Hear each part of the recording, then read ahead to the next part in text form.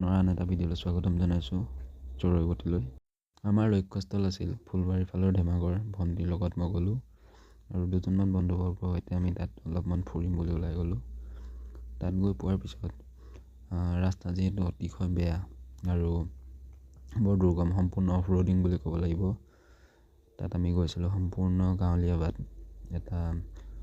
বাট পথবোৰ অতিশয় দুৰ্গম আছিলে আৰু এই বাট পথবোৰৰ পৰাই অনুমান কৰিব পাৰিছে কেনেকুৱা ভিতৰৰ অৱস্থালৈ আমি গৈছোঁ আৰু কিমান ভিতৰৰ ৰাস্তালৈ আমি গতি কৰিছোঁ।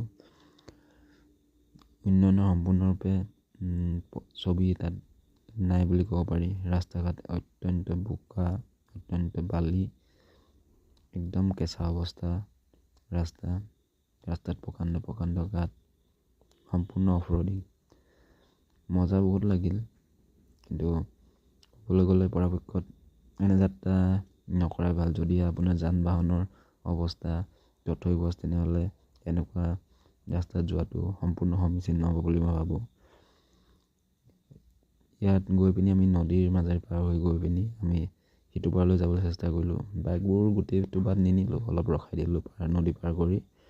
আৰু ইয়াৰ পিছত আমি ঠাই এডোখৰ চাই পিনি তাত অলপ ধেমালি কৰিলোঁ। বাটতে চেপা এটা পালোঁ, চেপাটোত মাছ আছে নেকি চালোঁ, চেপাটো শুকান।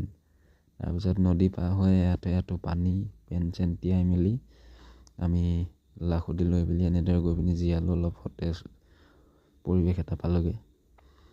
ইয়াৰ বাট চবৰে অৱস্থা বেয়া আৰু লাহে লাহে বেলি পৰাৰ আগতে আমি ঘূৰিবলৈ আৰম্ভ কৰিলোঁ।